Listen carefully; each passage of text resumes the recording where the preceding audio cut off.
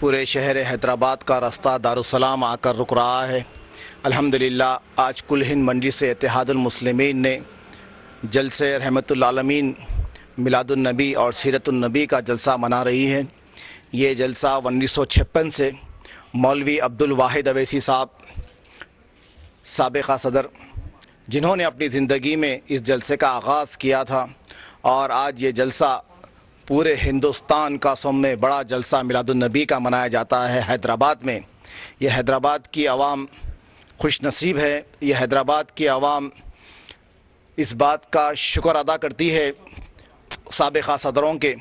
جنہوں نے مجلس کو قائم کیا اور جنہوں نے مجلس کو اس مقام پر لایا۔ یہ مجلس آج جس مقام پر ہے، اس مقام تک پہنچانے کے لیے اویسی فیملی نے اپنی زندگی میں بے شمار قربانیاں دی ہیں، اور مولوی عبدالواحد اویسی صاحب کے بعد ہمارے محبوب قائد سالار ملت سلطان صلاح الدین اویسی صاحب مرحوم رحمۃ اللہ علیہ، جنہوں نے اپنی زندگی پوری وقف کر دی قوم اور ملت کی فکر میں، اور قوم اور خلت کے مستقبل کے لیے، ایک بہتر مستقبل کے لیے، جنہوں نے اس چیز کا آغاز کیا تھا میلاد النبی کے جلسے کے لیے۔ میری آپ تمام حیدرآباد کی عوام سے گزارش ہے کہ آج دارالسلام آئیے اور اس جلسے میں شرکت کریے، اور اس جلسے سے جو آپ کو سیکھنے مل رہا ہے، سیکھنے ملیں گا، اس جلسے سے جو آپ کو معلومات ہوں گے، مجھے یقین ہے اللہ کی ذات سے آپ کی زندگی کا رخ بدلیں گا۔ ہم سب مسلمان ہیں اور ہم سب مومن ہیں، اور ہر مومن کا فرض ہے کہ سیرت النبی سے واقف ہو، سیرت النبی سے واقف ہو، اور اللہ کے رسول صلی اللہ علیہ وسلم کی ایک ایک سنت سے واقف ہو۔ اس وجہ سے واقف ہو کہ اس پر ہم کو عمل کرنا ہے، اور اس وجہ سے واقف ہو کہ ہم کو عمل کرنا ہے، اور نہ صرف عمل کرنا ہے بلکہ سیرت النبی کی تبلیغ بھی کرنا ہے اوروں تک، اور اوروں تک تبلیغ کرنا ہے اپنے گھر سے شروع کر۔ آج ہمارے معاشرے کا یہ حال ہے کہ ہر گھر میں بچے اچھے بڑے بڑے اسکولوں میں جاتے ہیں، کانوینٹ اسکولوں میں جاتے ہیں، اور کانوینٹ اسکولوں میں جا کر نیشنل اینتھم یاد رکھتے ہیں، جن گن من یاد رکھتے ہیں، اور کئی ایسے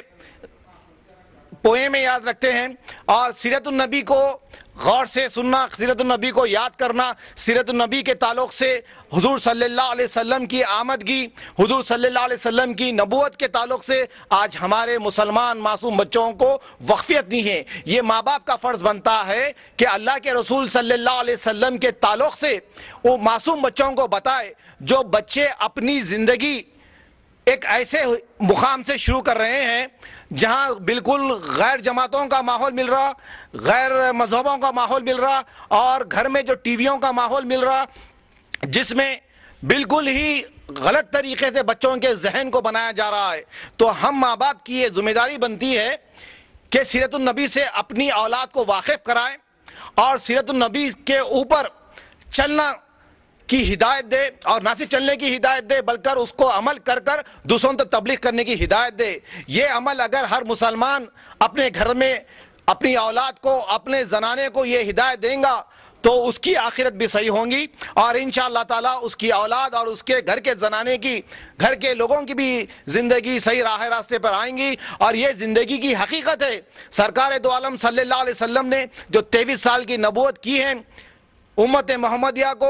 جو بتایا ہے، جو تاکید کی ہے، کن کن چیزوں سے منع فرمائے اللہ کے رسول صلی اللہ علیہ وسلم، اور کن کن چیزوں کو کرنے کی ہدایت دیے ہیں، اور زندگی کے چھوٹے سے چھوٹے مسئلے سے لے کر مرنے تک کے مسئلے اللہ کے رسول صلی اللہ علیہ وسلم نے بتا دیے ہیں۔ ایک انسان اپنی زندگی جب شروع کرتا ہے اور اپنی زندگی کے آخری لمحوں کی جب سانس لیتا ہے، وہاں تک اللہ کے رسول صلی اللہ علیہ وسلم نے بتا دیا۔ پھر اس کے بعد خبر اور جنت اور دوزخ کے تعلق سے بھی اللہ کے رسول صلی اللہ علیہ وسلم نے بتا دیا۔ آج ہم کس مقام پہ ٹھہرے ہوئے ہیں مسلمان، یہ ہم کو سمجھنا چاہیے، یہ ہم کو سوچنا چاہیے، آپ اس چیز کو غور کرنا چاہیے۔ یہ بڑوں میں شعور آنا چاہیے، پہلے بڑوں میں جذبہ آنا چاہیے، اور بڑوں کا یہ جذبہ انشاءاللہ تعالیٰ ان کی نسلوں تک قائم رہے گا، اور نہ صرف نسلوں تک قائم رہے گا بلکہ یہ نصیحتوں کا سلسلہ، یہ وصیتوں کا سلسلہ انشاءاللہ تعالیٰ صبح قیامت تک چلتا رہے گا۔ تو میری آپ تمام لوگوں سے گزارش ہے کہ یہ جو سیرت النبی کا جو جلسہ ہو رہا ہے، جلسے رحمت العالمین جو دارالسلام میں